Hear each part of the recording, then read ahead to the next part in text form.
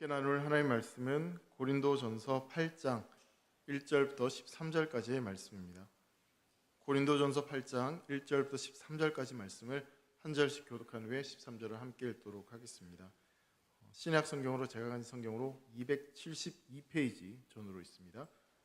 고린도전서 8장 1절부터 13절까지 말씀을 한 절씩 교독하도록 하겠습니다. 먼저 1절 말씀입니다.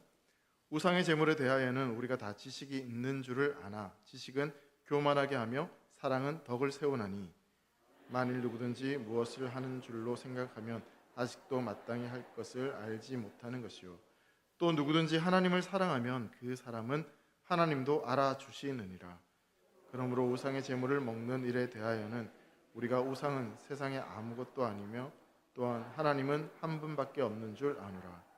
비록 하늘에나 땅에나 신이라 불리는 자가 있어 많은 신과 많은 주가 있으나 그러나 우리에게는 한 하나님 곧 아버지가 계시니 만물이 그에게서 났고 우리도 그를 위하여 있고 또한 한 주 예수 그리스도께서 계시니 만물이 그로 말미암아 우리도 그로 말미암아 있느니라.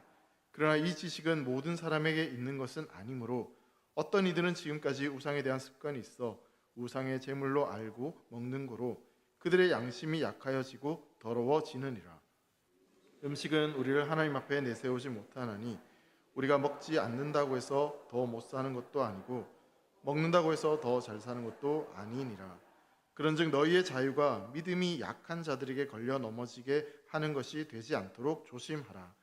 지식 있는 내가 우상의 집에 앉아 먹는 것을 누구든지 보면 그 믿음이 약한 자들의 양심이 담력을 얻어 우상의 제물을 먹게 하지 않겠느냐. 그러면 내 지식으로 그 믿음이 약한 자가 멸망하나니 그는 그리스도께서 위하여 죽으신 형제라. 이같이 너희가 형제에게 죄를 지어 그 약한 양심을 상하게 하는 것이 곧 그리스도에게 죄를 짓는 것이니라. 함께 읽겠습니다. 그러므로 만일 음식이 내 형제를 실족하게 한다면 나는 영원히 고기를 먹지 아니하며 내 형제를 실족하지 않게 하리라. 아멘. 여러분 헬라어로 아디아포라라고 하는 말이 있습니다. 아디아포라 이 말이 있는데 이게 어떤 뜻이 있냐면 대수롭지 않은 일, 본질적이지 않은 일 이런 뜻을 가지고 있습니다. 이 뜻을 가진 헬라어가 뭐라고요? 아디아포라라는 단어입니다. 대수롭지 않다, 본질적이지 않은 그런 말을 이제 쓰는 건데 여러분 이제 성경에 보면 하지 말라고 금하거나 아니면 또는 하라고 명령한 예가 없는 일들도 있습니다. 그런 일들이 성경에 기록되지 않는 일들도 분명히 있는 거죠. 여러분 그럴 때는 어떤 사회 문화적인 어떤 당시의 상황과 개인의 신앙적인 양심에 따를 수밖에 없는데 이게 하는 것도 선한 것이 아니고 또 악도 아니고 그렇다고 하지 않는다고 해서 그게 선도 아니고 악도 아닌 그런 일들이 있다라는 거죠. 그럴 때는 그걸 어떤 마음에서 행하느냐, 그래서 이 똑같은 행동을 했을 때 어떤 마음에 하느냐에 따라서 어떤 긍정적인 결과로 나타날 수도 있고 아니면 부정적인 결과로 나타날 수 있는 그런 일들이 이제 아디아포라 이런 말을 사용합니다. 이 말이 이제 여러분 좀 이해하기 어려우실 것 같은데 예를 들어서 이런 이야기입니다. 이 15세기 말에 콜럼버스가 남아프리카 대륙에서 신대륙을 발견하게 되면서요. 그때 이제 담배라는 것을 발견하게 되죠. 근데 이 담배라는 게 당시만 해도 유럽과 아시아를 비롯한 구대륙에는 이 담배라는 것이 그 땅에는 존재하지 않았습니다. 따라서 여러분 2000년 전에 성경이 기록될 당시에 초기 교회 성도들이 이 담배를 알았을까요? 몰랐을까요?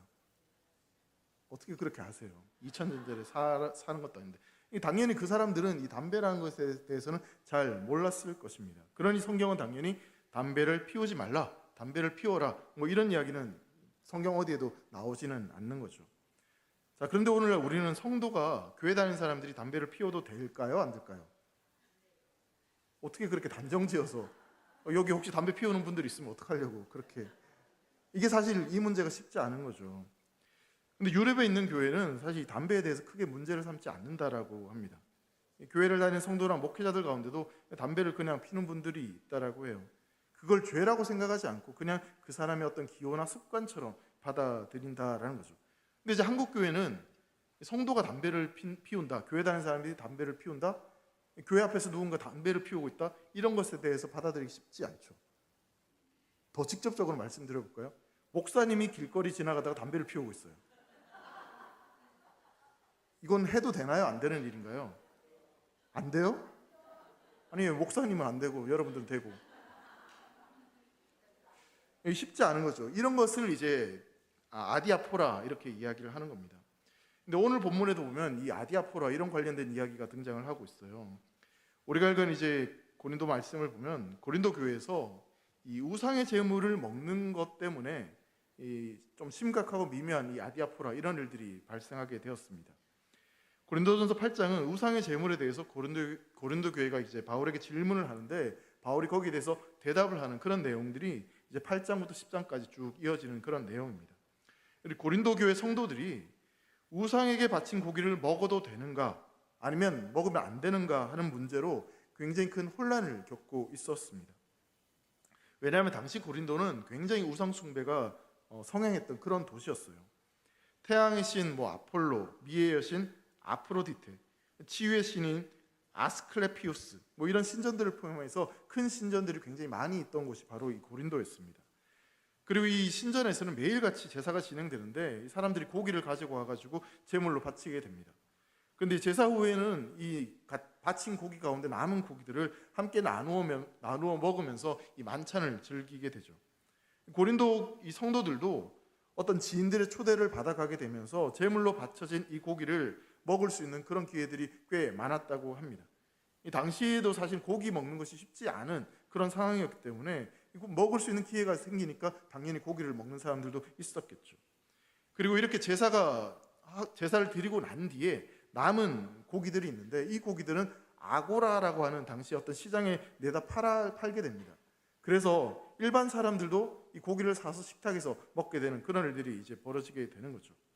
즉 고린도 성도들에게 이 우상에게 바친 이 고기를 먹느냐 먹지 못하느냐의 이런 문제는 신전을 내가 가든지 안 가든지 시장을 가든지 안 가든지 그냥 자기들의 실상 속에서 너무나 직접적으로 바로바로 경험할 수 있는 그런 일들이었다라는 것입니다.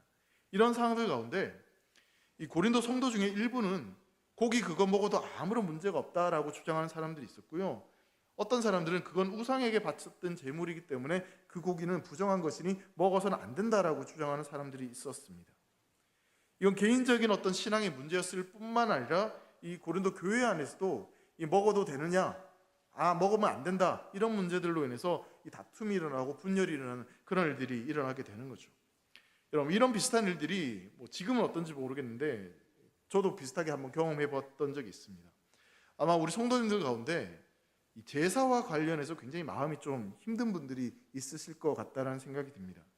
그럼 제사 후 드려진 음식을 성도들은 먹어야 되나요? 먹어서는 안 되나요?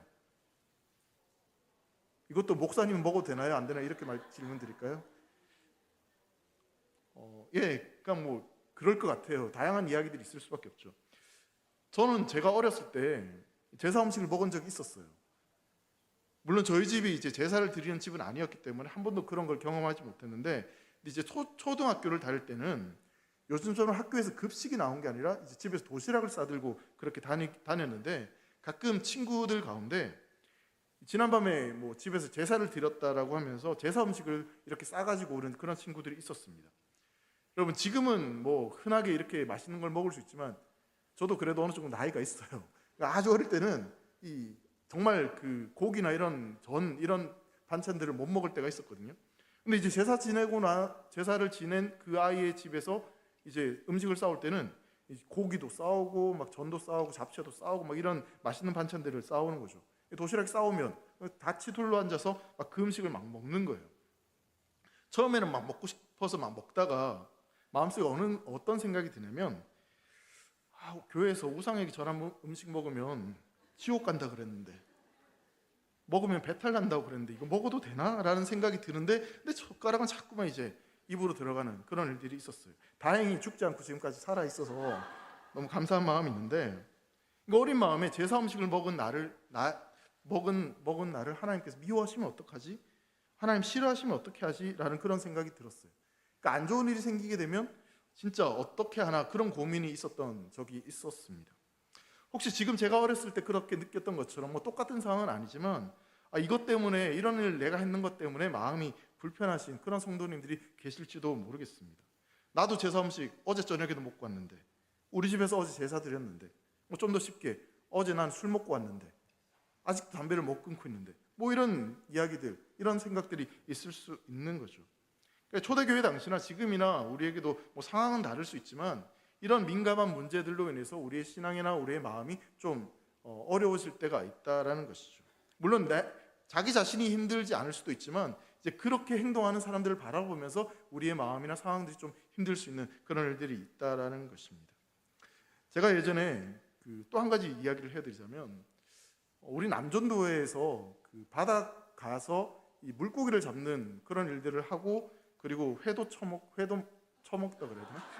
회도 떠먹고, 그리고 매운탕도 끓여 먹는 그런 일들 초대받아서 갔어요. 그러니까 음료수도 막 사오시고, 상추 막 좋은 음식 사오시고, 물고기도 잡아가지고 이렇게 맛있게 먹고 있는데, 근데 제가 딱 눈에 띄는데 참 땡땡 하는 뭔지 아시죠? 얘기해도 되나? 그게 거기 세 병이 딱 있더라고요. 보세요. 남전도의 모임이라고 불려갖고 목사를 불러다 놓고 참 땡땡 그걸 옆에 딱 갖다 놓고 있는 게 조금 마음이 좀 뭐 하자는 거야 라는 이런 생각이 들었어요. 그래가지고 제가 대놓고 그랬습니다. 교회 모임에서 술 드시면 안 돼요 그랬어요. 술이 뭡니까? 제가 약간 그랬어요. 약간 그래도 웃으면서 얘기했죠. 화는 못 내고. 그랬더니 이제 거기 일하시는 분들이 그 얘기 하더라고요. 이거 사람 먹을 게 아니고 물고기 줄 거예요 이렇게 이야기하시더라고요. 알고 봤더니 물고기 이렇게 쫄쫄쫄 따라고 소독한다고 이렇게 하는데, 제가 정확하게 그 뒤에 알아봤어요. 소주 갖고는 소독이 절대 안 됩니다. 그러니까 소주 갖고 소독하려고 가져가실 필요는 없겠다라는 생각이 드는데, 어쨌든 이런 문제들, 자 보세요. 그러면 이 물고기한테 소주를 줬잖아요. 그럼 물고기는 소주를 먹었나요? 안 먹었나요? 먹었죠. 그럼 그 물고기를 먹는 저는 술을 먹은 건가요? 안 먹은 건가요? 예? 물고기가 다 먹어서 다 소독했다니까요. 그러니까 단순히 웃으면서 이야기할 수 있는 문제지만 이런 일들에 대해서 우리가 어떤 결정, 어떤 판단을 해야 될지가 사실 쉽지 않은 거죠. 그렇다고 성경을 딱 읽으면 이건 해도 돼요, 이건 안 해도 돼요, 그런 이야기가 사실 없으니까 어떻게 결정을 내려야 되는지가 쉽지 않다라는 것입니다. 여러분, 고린도 교회도 이 재물의 음식을 먹는 것 때문에 굉장히 큰 어려움이 생겼습니다. 그래서 바울에게 편지를 써서 도대체 이걸 어떻게 하면 좋겠느냐 그런 질문을 하게 되는 겁니다. 특이한 점은 바울이 지금 8장부터 쭉 이어지는 말씀을 보면 먹을 수 있다 없다 그렇게 정확하게 이야기를 결론 내리지는 않아요. 바울이 어떤 이야기를 하는지를 우리가 좀 살펴보면서 우리의 인생 가운데도 그런 민감한 문제들, 우리의 신앙의 판단들에 있어서 좀 정확한 기준들을 바로 세워갈 수 있으면 좋겠다라는 마음이 있습니다.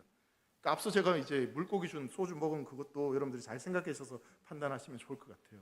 여러분, 바울이 가장 먼저 이야기하는 건 뭐냐면요, 우상이란 무엇인가에 대해서 먼저 이야기를 하고 있어요. 4절 말씀에 보면 이렇게 말씀합니다. 4절 한번 같이 읽어볼까요? 시작. 그러므로 우상의 제물을 먹는 일에 대하여는 우리가 우상은 세상에 아무것도 아니며 또한 하나님은 한 분밖에 없는 줄 아노라. 무슨 얘기냐면 우상은 아무것도 아니다 이렇게 이야기를 하고 있습니다. 히브리어로 우상을 뭐라고 이야기하냐면 엘릴림 이렇게 이야기를 합니다. 이 말이 뭐냐면 보잘것없는, 아무것도 아닌, 이 허무한 이런 의미를 가지고 있어요. 그러니까 우상이란 것 자체가 사람이 만들어낸 그런 허상에 불과하고 아무것도 아니다라고 이야기를 하는 겁니다. 그리고 너희들이 다 알고 있는 것처럼 우상은 아무것도 아니고 하나님만이 유일한 하나님이시다라고 이야기를 하는 것이죠. 자, 그럼 여러분, 우상이 아무것도 아니라면 우상에게 바친 고기는 우상과 상관이 없는 그냥 그건 고기일 뿐이라는 이야기를 하고 있는 겁니다. 그리고 그 선하신 하나님이 창조하신 모든 것은 다 선한 것이기 때문에 제물이 우상에게 바쳐졌다고 해서 그것을 먹은 사람들이 더러워지는 것은 결코 아니다라는 것을 이야기하는 거죠. 여러분, 우리가 하나님 앞에 구원받고 깨끗해지는 것은요, 오직 십자가의 공로로 말미암아 우리가 깨끗해지는 것입니다. 우리의 영이 더러워지는 것도 우리가 먹는 음식 때문에 더러워지는 것은 결코 아닌 것이죠. 죄가 그리고 그리스도에 대한 불신앙이 우리를 더럽게 하는 것이지, 음식을 이 음식을 먹으면 우리가 더러워지고 깨끗해지고 그런 것은 결코 아니다라는 것입니다. 그게 바로 바울이 얘기하고 있는 가장 첫 번째 신앙적인 가장 기본적인 원리다라는 것입니다. 여러분, 다시 정리하자면요, 우상은 아무것도 아닌 겁니다.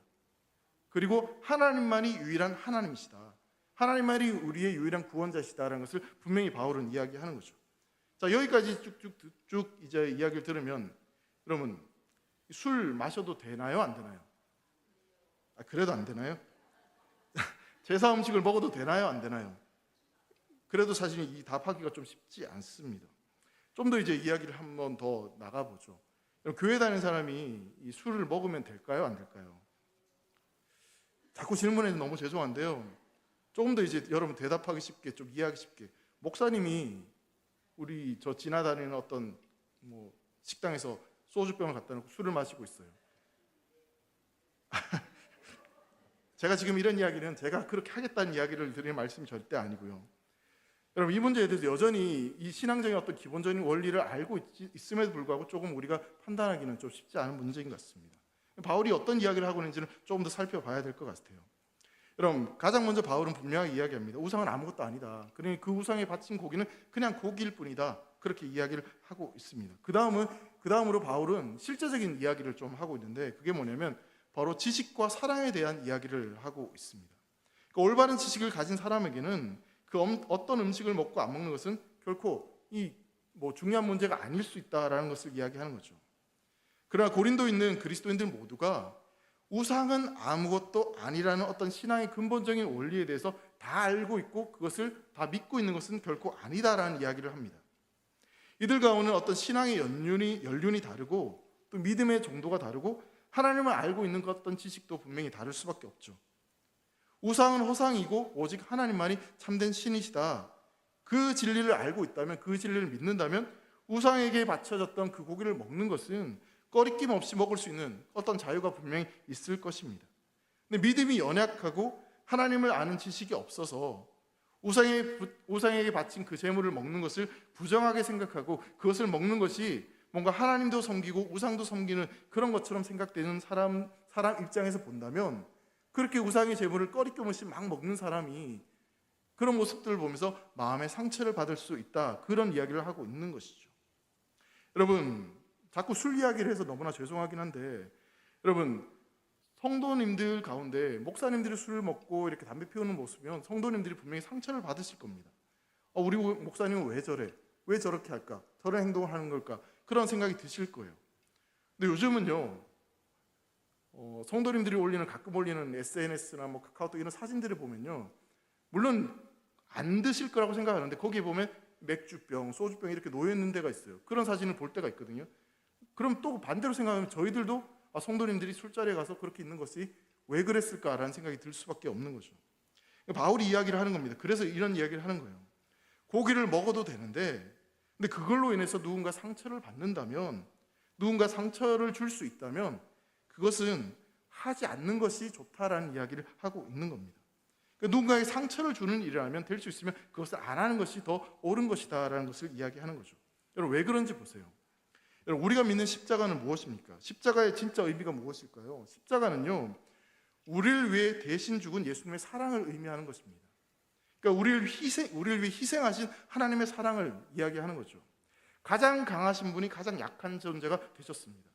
모든 것을 하실 수 있는 분이, 모든 것을 자유하신 분이 그 자유를 포기하고 우리를 위해서 친히 그렇게 낮은 모습으로 아무것도 할 수 없는 그 모습으로 십자가에 달려 죽으셨어요. 즉 십자가는 누군가를 위해 희생한 그 사랑을 우리에게 보여주는 것이죠. 그 십자가로 세워진 교회, 그 십자가로 세워진 공동체가 그렇다면 그 십자가의 정신을 따라서 우리가 할 수 있다 할지라도, 그것이 해서 나는 자유한다 할지라도 그것이 다른 사람에게 상처를 주고 다른 사람들을 어렵게 하는 것이라면 우리 역시 희생할 수 있고 그것을 하지 않는 것이 옳다라는 이야기를 바울은 지금 하고 있는 겁니다. 내가 어떤 일을 해서 누군가에게 사랑을 주는 것이 아니라, 뭔가 감동과 은혜를 주는 것이 아니라 그 사람에게 상처를 주는 일이라면 그 일은 조금 더 참고 기다리고 하지 않는 것이, 될 수 있으면 안 하는 것이 옳은 일이다라는 것을 이야기하고 있는 것이죠. 여러분 고린도전서 6장 12절에 보면요 바울이 이런 이야기를 하고 있습니다. 한번 같이 읽겠습니다. 시작. 모든 것이 내게 가하나 다 유익한 것이 아니요 모든 것이 내게 가하나 내가 무엇에든지 얽매이지 아니하리라. 모든 것이 가한데 그 가한 모든 것을 십자가의 사랑으로 공동체를 위해서 할 수도 있지만 여러분 유익하지 않다면 하지 않아야 된다, 그런 이야기를 지금 하고 있는 겁니다. 성도 여러분, 바울에게 우리에게 주는 가르침은요, 단순히 어떤 제사나 담배나 술이나 어떤 음식과 관련된 이야기만을 하고 있는 것은 아닙니다. 그것을 넘어서서 우리 신앙생활 전체에 있어서 반드시 이 문제, 어떤 일들을 결정하는 데 있어서 이런 원리를 가지고 너희가 결정을 하고 또 그것을 판단해야 된다는 것을 이야기하고 있는 겁니다. 그러니까 하나님을 아는 바른 지식과 또 그 하나님께서 우리에게 베풀어 주신 그 사랑을 가지고 이 모든 일들을 판단해야 된다는 것을 이야기하는 거예요. 오늘 본문에도 그런 이야기를 지금 하고 있는 겁니다. 1절과 7절 그리고 10절, 11절에 계속 이 지식이라는 단어가 계속해서 등장합니다. 잠언 1장 7절에 보면 여호와를 경외하는 것이 지식의 근본이다라고 이야기를 하죠. 여호와를 경외하기 위해서 하나님이 도대체 누구신지, 하나님 나와 어떤 관계를 맺고 있는 분인지 하나님을 아는 지식이 우리에게 필요하다. 믿어도 바르게 믿어야 된다는 것을 이야기하고 있는 겁니다. 그리고 이제 베드로전서 1장 5절 말씀은요, 이런 말씀이 있어요. 그러므로 너희가 더욱 힘써 너희 믿음의 덕의 지식을, 이런 이야기가 있습니다. 믿음이 있어야 된다라는 이야기를 하고 믿음의 덕이 있어야 된다.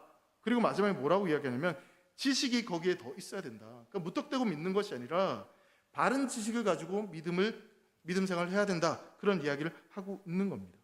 하나님이 누구신지, 그러니까 나는 하나님과 어떤 관계에 있는 것인지, 정말 우상은 아무것도 아니고 하늘에 계신 하나님만이 참된 하나님이시고 그 하나님이 나를 창조하셨고 그 하나님이 내가 죄에 빠져서 헤매고 있을 때 우리를 위해 독생자를 보내주셨다는 그 사실을 알고 그 하나님을 바르게 알고 믿어야 된다라는 것을 이야기하고 있는 거죠. 여러분, 하나님을 바르게 알고 믿어야 되는 것이 왜 중요한지를 한번 이런 예를 들어서 설명을 해보겠습니다. 요즘 이제 야구 시즌이죠. 여러분들도 아마 야구를 좋아하실 것 같은데 저도 이제 야구를 보는 걸 좋아해서 가끔 중계를 볼 때가 있습니다. 저희 집 식구가 총 4명이에요.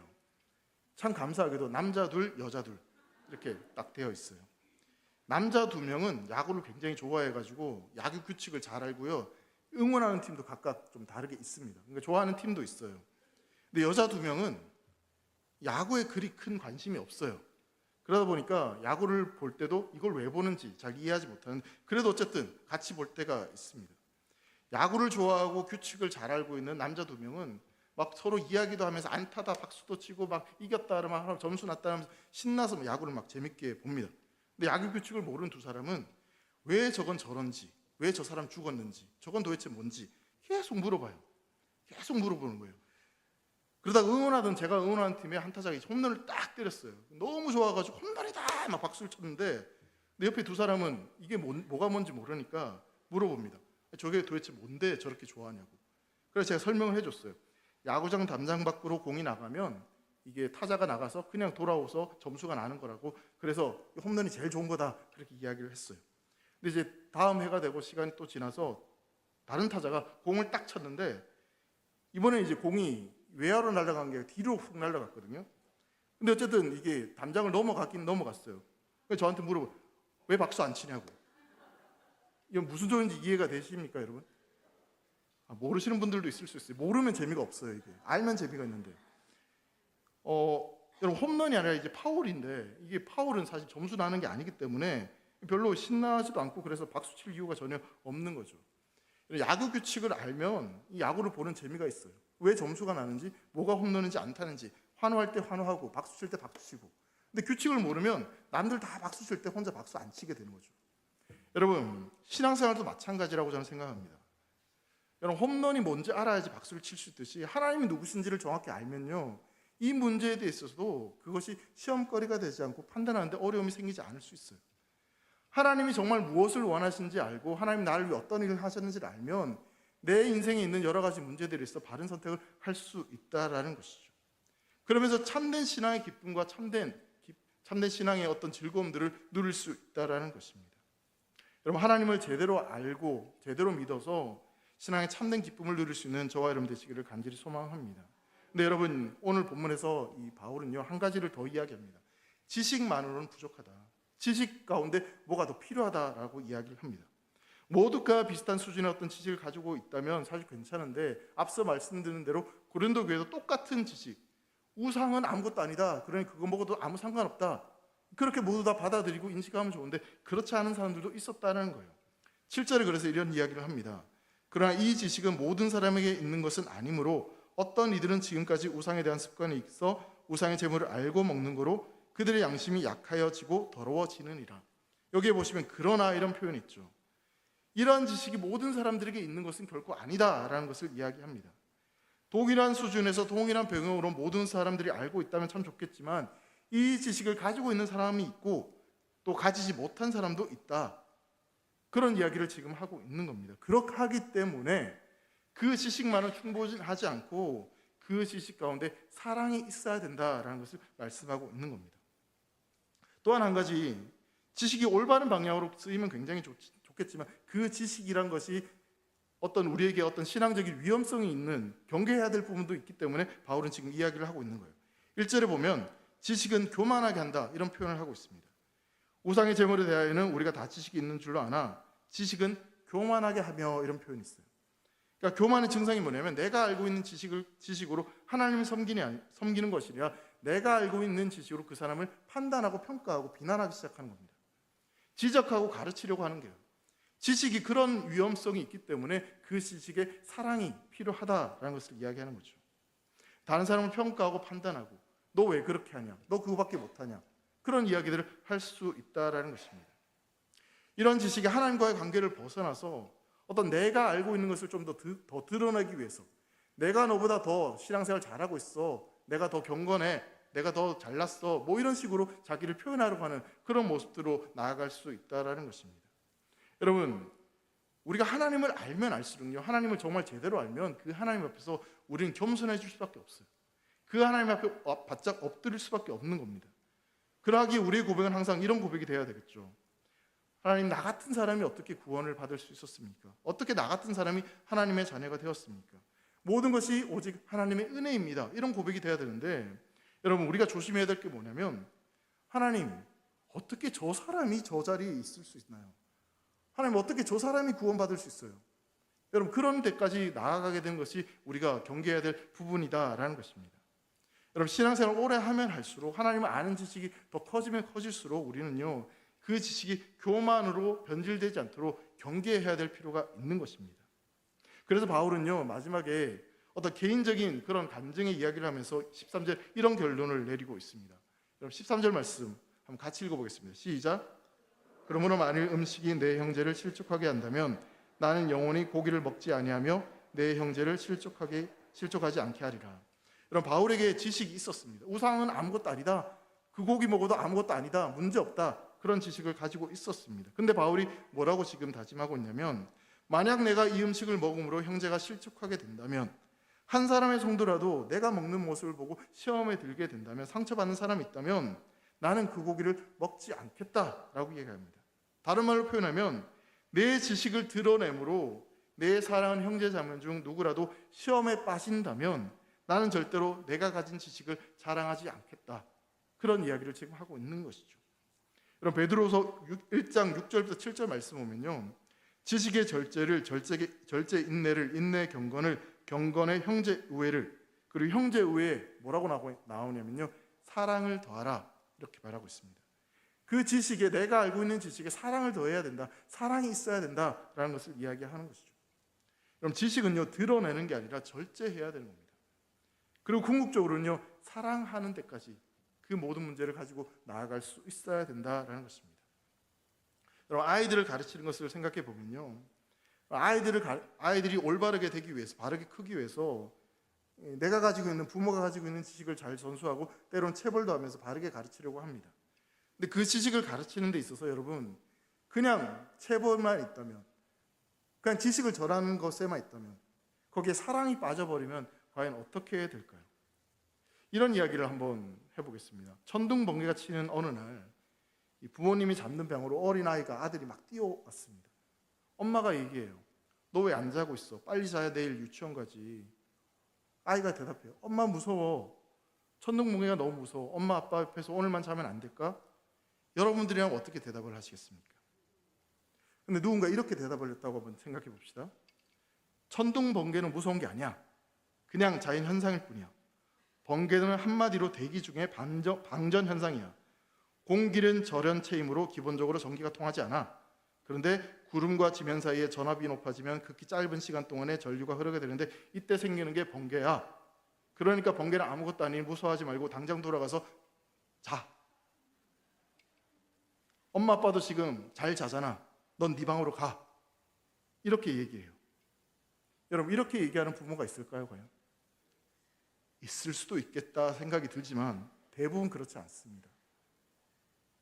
분명히 이렇게 이야기할 거예요. 그 천둥번개 무서운 아이를 아, 무섭구나. 이리 와. 오늘은 엄마 아빠랑 같이 자자. 아빠가 옆에 있잖아. 엄마가 옆에 있잖아. 무서워하지 마.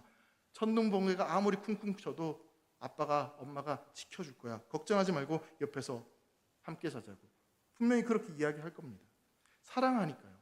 천둥번개가 지식적으로는 이게 아무것도 아니고 그 천둥번개를 맞을 확률이 없어요. 전혀 없어요. 확률이 없으면 그냥 돌아가서 자. 뭐 그래도 아무 문제가 없어요. 근데 그 지식에 사랑을 더하니 품어주는 거죠. 안아주는 거죠. 함께하는 거죠.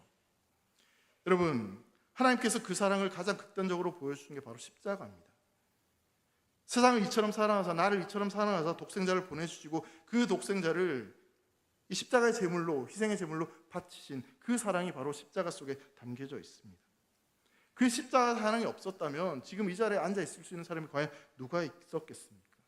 그러니까 우리가 하는 행동, 우리가 하는 뭐 판단, 일들, 뭐 가치 그런 것들로 우리를 판단하면요, 당장 우리는 이 자리에 있지 못하고 당장 쫓겨나야 될 그런 사람들입니다. 근데 그렇게 우리를 판단하지 않으시잖아요. 사랑으로 덮어주시잖아요. 품어주시지 않습니까? 하나님께서는요, 어떤 그 지식을 뛰어넘는 이해와 사랑으로 우리를 품어주시고 우리를 바라보고 계십니다. 여러분, 하나님께서 그러시다면 우리가 취해야 할 행동도 분명하다고 저는 믿습니다. 지식보다 사랑이 앞서야 된다는 사실입니다. 그렇다고 해서 지식이 무시되는 것이 아니라 하나님을 바르게 알고 그 지식 가운데 사랑이 있어야 된다는 것입니다. 우리가 많이 알아야 되는 건 분명하지만 그러나 더더욱 우리가 집중해야 될 것은요, 더 많이 사랑하는 것이 우리에게 필요합니다. 앞서 제가 이제 물고기 잡으러 갔던 그때 그래서 참 많이 회개했습니다. 제대로 알지도 못하면서 그런 이야기를 한 것에 대해서 너무 죄송한 마음이 들었어요. 여러분, 우리가 살아가면서 그런 일들이 참 많습니다. 눈에 보이는 것 때문에 그 사람을 판단하고 평가하고 판단하는 일들이 참 많을 수밖에 없어요.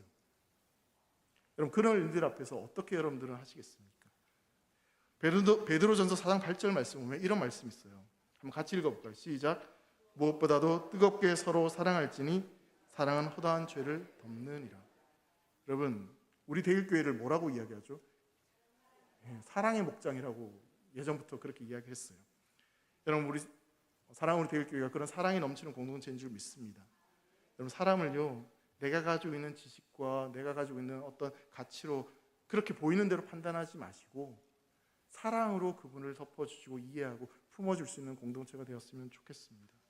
설령 그분이 나쁜 짓을 했다 할지라도 그래도 그분을 우리가 품어줄 수 있는 공동체가 되었으면 좋겠습니다.